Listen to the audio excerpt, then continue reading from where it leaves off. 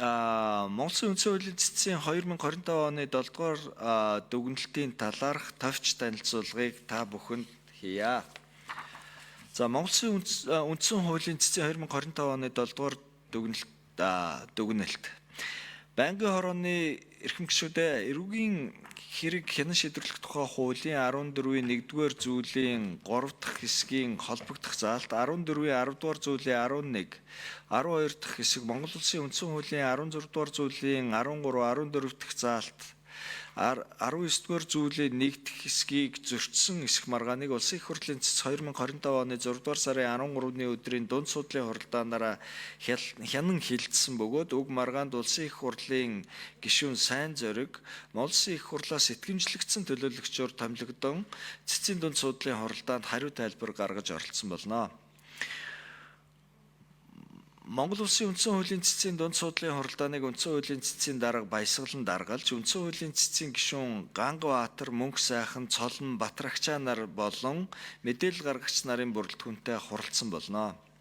Үндсэн хуулийн цэцэд мэдээлэл гомдол гаргагч нь эрүүгийн хэрэг хянан шийдвэрлэх тухай хуулийн 14-ийн 1-р зүйлийн 3 дахь хэсэгт энэ зүйлийн 1-ийн 5 тавд заасан таслан сэргийлэх арга хэмжээг шүүх авна гэж 14-ийн 10-р зүйлийн 11 дахь хэсэгт эрүүгийн хэргийг шүүхэд хянан шийдвэрлэх явцад прокурор оролцогчийн гаргасан саналыг харгалзан шүүх эрүүгийн хэрэг хянан шийдвэрлэх ажиллагааны зорилтод нийцүүлэн шүүгдэгчид цагдаа орох таслан сэргийлэх арга хэмжээ авч болно гэж мөн зүйлийн 12 дахь хэсэгт эрүүгийн хэргийг шүүхэд хянан шийдвэрлэх явцад шүүгдэгчийг цагдаа хорьсон хугацаа нь энэ зүйлийн 2, 3 дахь хэсэг заасан хугацаанд хамрахгүй гэж заасан нь Монголын үндсэн хуулийн 16 дугаар зүйлийн 13 дахь заалтын халдшгүй чөлөөтэй байх, хуульд заасан үндэслэл журмаас гадуур дур мэдийн хэнийг ч баривчлах, хорих, эрх чөлөөг нь хязгаарлахыг хориглоно. Хинт боловч эрүү шүүлт тулгаж болохгүй.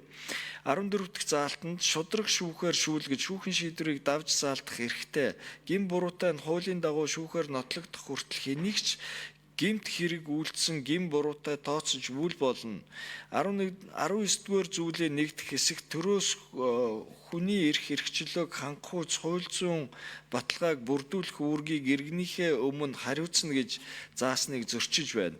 Үндсэн хуулийн 16 дугаар зүйлийн 13 дахь заалтад зааснаар иргэний эрх чөлөөг нь хязгаарлаж хорихын тулд хууль заасан тодорхой үндслэл байх ёстой. Гэтэл эрүүгийн хэрэг хянан шийдвэрлэх тухай хуулийн 14-ийн 9-р зүйлд ялагдагчийг цагдан хорих үндслэлийг нэг бүрчлэн тодорхой заасан боловч шүүгдэгчийг цагдан хорих үндслэлийг уг хуульд тодорхой заагаагүй.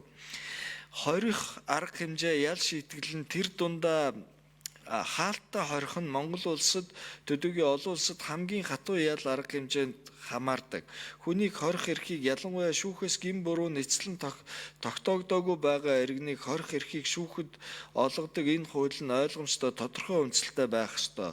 Хуулийг хэрэгжүүлэхэд холбогдох албан тушаалтны санаатай санамсаргүй алдаа гарч хуулийн зохицуулалт зөрчигдөж байхыг үгүйсэхгүй ч аль болох алдаа гаргахгүйгээр уншаад нэг мөр ойлгож хэрэгжүүлэх боломжтой. Хүний эрх хэрэгчлөөг хангахуйц хууль зүйн үндслэлтэй тодорхой зохицуулалт бүхий хуулийг батлах нь төрийн үндсэн үүрэг юм а. Гэтэл тус хуулийн 14-ийн 1-р зүйлийн 3 дахь хэсэг шүүгдэгчийг цагдан хорих эрхийг шүүхэд олгохдоо аливаа үндслэл журам заагаагүй талаар дурдсан байна.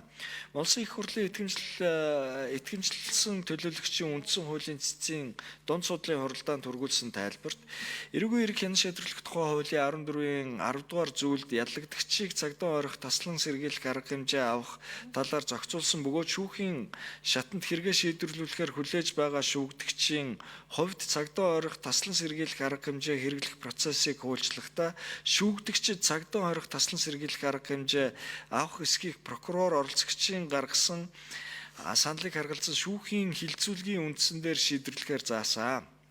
Өөрөөр хэлбэл прокурор болон оролцогч нь хууль заасан үндслэл нөхцөлийн дагуу хууль заасан шаардлагыг хангасан саналыг шүүхэд гаргах шүүх уг саналыг үндслэн цагдаа орих таслан сэргийлэх арга хэмжээ гаргах шүүх уг саналыг үндслэн цагдан хорих таслан сэргийлэх арга хэмжээ авах талаарх зохицуулалтыг тус хуулиар тогтоож өгсөн нь тодорхой байна. Иймд тус хуулийн 14-ийн 10 дугаар зүйлийн 11 дахь хэсгийг иргэний мэдээлэлд дурдсан шүүгдэгчийг цагдаа орох үндсэл журмыг тодорхой заахгүйгээр ерөнхий агуулгаар хугацаагүй хорих боломж эрхийг шүүхэд олгосон гэж үзэх үндсэлгүй байна.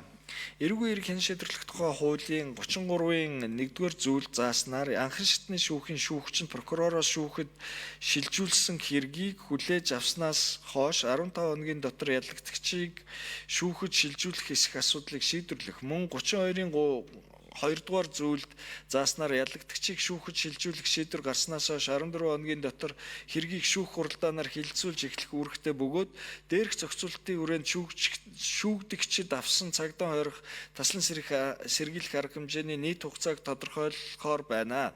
Давж заалдах болон хяналтын шатны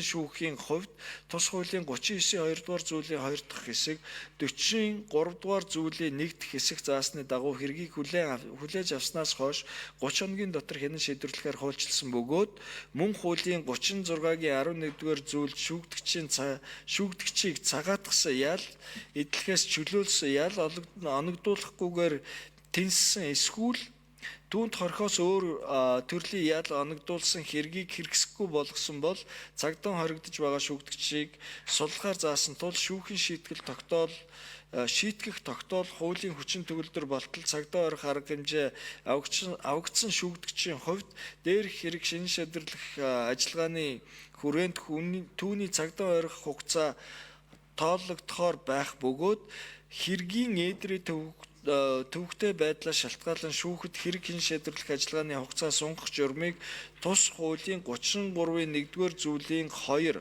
39-ийн 2-р зүйлийн 2, 40-ийн 3-р зүйлийн холбогдох хэсэг тусгайлан хуульчилсан.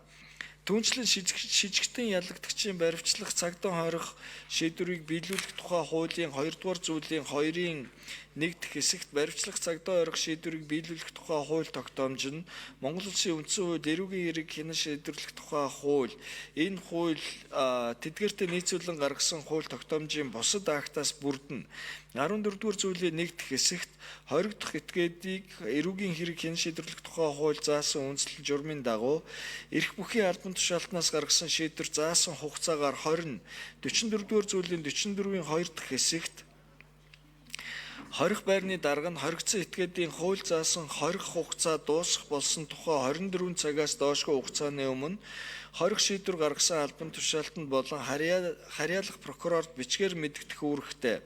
Түүнчлэн эрүүгийн хэрэг хэн шийдвэрлэх тухай хуулийн 14-ийн 10 дугаар зүйлийн 1 дахь хэсэгт ялагдагчийн цагдаа орох үндсэн хугацаа 1 сар байна. Мөн зүйлийн 2 дахь хэсэгт шүүх цагдаа орох таслан сэргийлэх арга хэмжээний хугацааг тухай бүр 1 сар хүртэл хугацаагаар сунгах гэж тус зааснаас үзэхэд цагдаа хорих таслан сэргийлэх арга хэмжээний хугацааны хязгаарлалтыг тогтоогоогүй гэж үзэх үндсэлгүй байна. Дээр дурдсан зохицуултуудын агуулгаас харахад иргэний мэдээлэлд тусгасан үндсэл нь хууль хэрэглээнд гарсан буруу жишгээс хамааралтай гэж үзэх үндсэлтэй байх бөгөөд уучлаарай. Шүүгдэгчийг цагдаа орох таслан сэргийлэх арга хэмжээг хэрхэн хэрэгжүүлэх талаар наривчилсан процессыг хуульчлаагүй. Мөн 14-ийн 1-р зүйлийн 3 дахь хэсэг, 14-ийн 10-р зүйлийн 11, 12 дахь хэсэг нь Монгол Улсын үндсэн хуулийн 16-р зүйлийн 13, 14 дахь заалт, 19-р зүйлийн 1 дахь хэсгийг зөрчсөн гэж үзэх үндсэлгүй байна гэсэн байна. Үндсэн хуулийн цэц уг маргааныг хэлцээд 1. Эрх зүйн тодорхой байдлыг хангасан хэсэг. 2. Шүүгдэгчийг цагдаа орох үндслийг тодорхой заасан хэсэг. 3. Шүүгдэгчийг цагдаа орох журмыг хууль тодорхой заасан хэрэг. 4. Тохирсон байх зарчмыг хангасан хэсэг. 4. Дур мэдсэн хэсэг. 5. Шүүхийн хяналтад байх зарчим хангагдсан хэсэг. 6. Үндсэн хуулийн 19-р зүйлийн 1 дахь хэсгийн холбогдох заалтыг зөрчсөн хэсэг. гэсэн 6 үндслийн хүрээнд дараах дүгнэлтийг гаргасан байна. Дүгнэлт 1. Эрүүгийн эрийг хэн шийдвэрлэх тухай хуулийн 14-ийн 10 дугаар зүйлийн 11 дахь хэсэгт эрүүгийн эргийг шүүхэд хэн шийдвэрлэх явцад прокурор оролцогчийн гаргасан саналыг харгалзан шүүх, эрүүгийн эрийг хэн шийдвэрлэх ажиллагааны зорилтод нийцүүлэн шүүгдэгчийг цагдаа орох таслан сэргийлэх арга хэмжээ авч болно гэж заасан Монгол Улсын үндсэн хуулийн 16 дугаар зүйлийн 13 дахь заалтад халдшгүй чөлөөтэй байх хэрэгтэй хуульд заасан үндсэл журмаас гадуур дур мэдээ хэнийг ч баривчлах, хорих, эрх чөлөөг нь хязгаарлахыг хориглон баривчилсан шалтгаан үндслийг баривчилсан хүн түүний гэр бүлийнхээ өмгөөлөгчд нь хууль заасан хугацаанд мэдэгдэнэ. Мөн зүйлийн 14 дахь заалтад шудраг шүүхээр шүүлгэх эрхтэй 19-р зүйлийн 1 дахь хэсэгт төрөөс хүний эрх хэрэгчлөөг хангахуйц хууль зүйн болон бусад баталгааг бүрдүүлэх үүргийг иргэнийхээ өмнө хариуцна гэснийг тус зөрчсөн байна. 2. Эрүүгийн эрх хэн шийдвэрлэх тухай хуулийн 14-ийн 1-р зүйлийн 3 дахь хэсэгт энэ зүйлийн 1-5-д заасан таслан сэргийлэх арга хэмжээг шүүх авна гэж 14-ийн 10 дугаар зүйлийн 12 дахь хэсэгт эрүүгийн эргийг шүүхэд хянан шийдвэрлэх явцад шүүгдэгчийг цагдаа орох хугацаа нь энэ зүйлийн 2, 3 дахь хэсэгт заасан хугацаанд хамаарахгүй гэж заасан Монгол Улсын үндсэн хуулийн 16 дугаар зүйлийн 13, 14 дахь заалт 19 дугаар зүйлийн 1 дахь хэсгийг тус зөрчөөгүй байна. Эрүүгийн хэрэг хэн шийдвэрлэх тухай хуулийн 14-ийн 10 дугаар зүйлийн 11 дахь хэсгийг үндсэн хуулийн цэцэд маргаан шийдвэрлэх ажиллагааны тухай хуулийн 32 дугаар зүйлийн 4 дахь хэсэгт заасны дагуу 2026 оны 1-р сарын 1-ний өдрөөс эхлэн төдөлзүүлсгүй гэжээ. Ингээд танилцуулгыг танилцуулж дууслаа. Анхаарал хандуулсанд баярлалаа.